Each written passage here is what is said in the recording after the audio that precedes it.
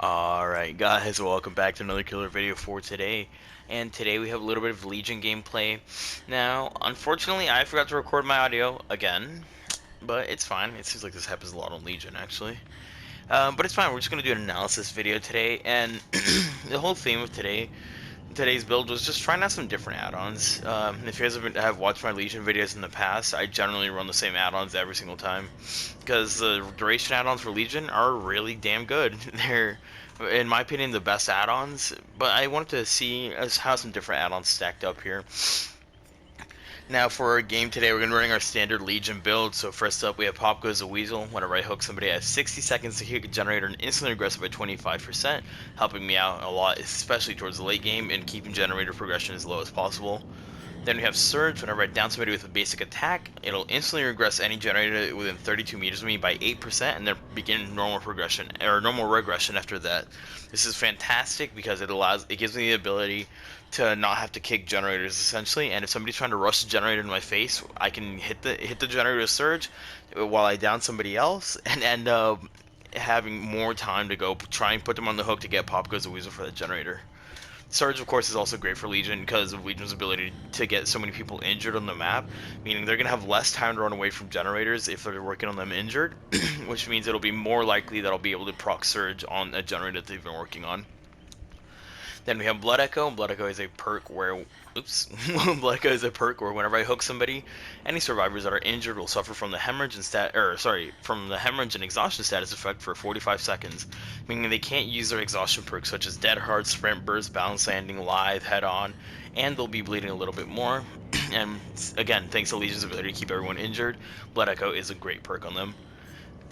And for our last perk, we have Enduring. Enduring is a perk where whenever you get stunned by a pallet, the actual stun duration is reduced by 50%, meaning that you can just get right back into the fight right away after you get stunned by a pallet. And a lot of people don't expect Legions to just run through pallets in their ability, and it's something I personally like to do a lot since I have Enduring. And it'll give you a really good chance of maybe getting a hit through a pallet because people are going to be expecting you to respect it. Next up for our add-ons, we have the Cold Dirt. Cold Dirt considerably decreases the cooldown duration of Feral Frenzy, and Joey's Mixtape moderately decreases the cooldown duration of Feral Frenzy. Now, what do these add-ons mean? What this means is that whenever I come out of my frenzy, I'm gonna have a much shorter cooldown as compared to what it normally is, and I'll show you a video of that right here.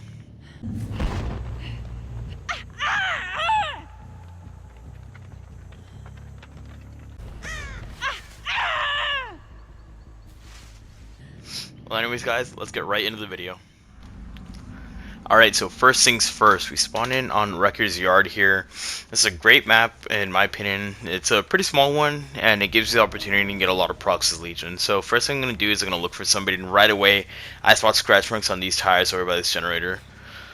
So right away, I'm going to commit a mistake here. I do look to my right because I thought I saw that Laura, and I do just look right to check to make sure I did see her. But I make a mistake here. I walk through the pallet not respecting it, and I don't actually go into my frenzy. Now, as I've said, I love using Enduring to not respect pallets, but I should have gone into my frenzy here so I could have seen where other people were. But anyways, I'm looping around this pallet, and I don't see scratch marks leading anywhere else, and so I know the Fang has to be hiding near the pallet somewhere, and I just happen to find the angle she was at. Now, she does the smart thing and doesn't drop that pallet. She has no reason to drop that pallet. And since I get the hit in the frenzy, I can come over to this gate. She almost 360s me, but with the frenzy, I can keep going all the way over here to these guys in the back of the map. Now I know there's two people over here because I can hear the heartbeat going over twice. I respect this pallet because I don't want to come out of my frenzy right now, but I will respect it again here just so I can get an easy hit onto this lorry. So once I hit this lorry, my plan is to jump over this, cancel my power right away, and try and get a hit as quickly as possible. This is essentially me just trying to figure out how this power works. Now I see this lorry takes a left into here, so I show my light and through that little stairwell, and then immediately double back, hoping that she'll vault that, because there is only one way to get out of that trailer. But anyways, I've downed her, and my plan here is to take her back to that generator she was working on before to kick it with Pop Goes the Weasel. But on the way over here, I started thinking about it, and I realized, like, hey, maybe going over to kick this generator that's nearby isn't the best idea. Instead, I make my way over here to a closer generator that I know had a little bit more progress earlier on, But on the way there, I hear somebody over to my left. I come right over to the Nia, and this is perfect. She gives me a really good pallet, and I get Surge on a generator in front of and behind me. Now, I do want to kick some generated Pop Goes a Weasel, and I knew this generator over here definitely had progress, so instead of picking her up, I come over here to try and get the proc, and the Fang just runs into me, and immediately once I hit her, I hear her starting to mend herself, so instead of going to find somebody else, I turn around, cancel my power, since I have the cooldown add-ons, it lets me get out of it a lot faster.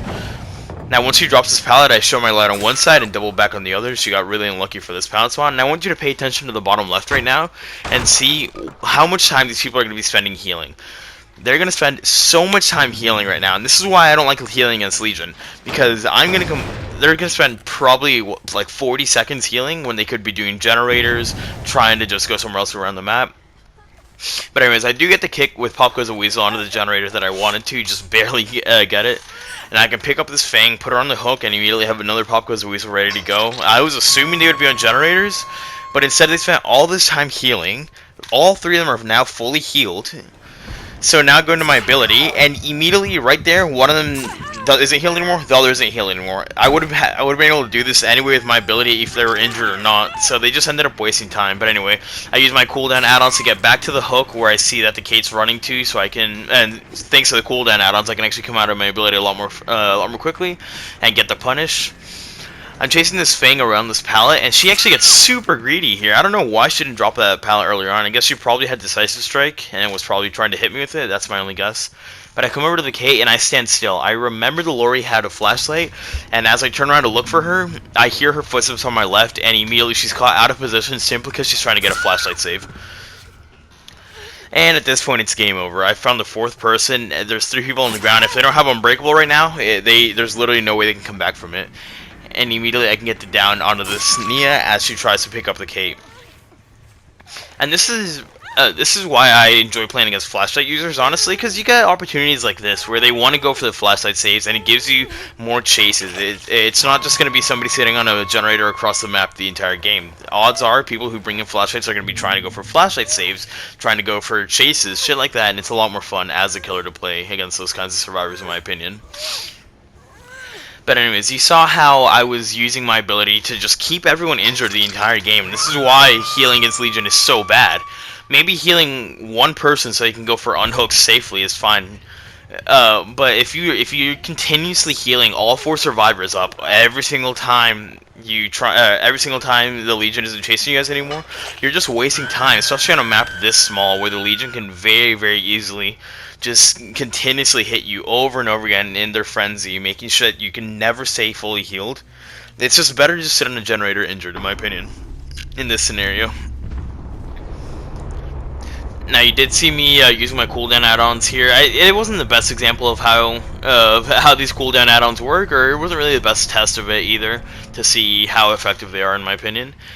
But it did allow me some opportunities. It allowed me to go essentially for some mind games. Or not necessarily mind games, but it just, as I said, opened up opportunities where instead of having to cancel my power early on and watch them run away from me for a long-ass time, I could just play really aggressive. Whenever they vault over a pallet, I could vault over it right behind them and cancel my power right away. Immediately, I'm back on the chase. I'm back on their ass so they can't get away.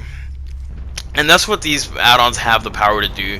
I don't think they're the best add-ons. I still think I prefer using duration add-ons over these, but it's good to know that these cooldown add-ons are definitely an interesting build. Or interesting combo, that's what I'm trying to say. But yeah, guys, thanks a lot for tuning into this analysis, and I'll see you guys in the next one.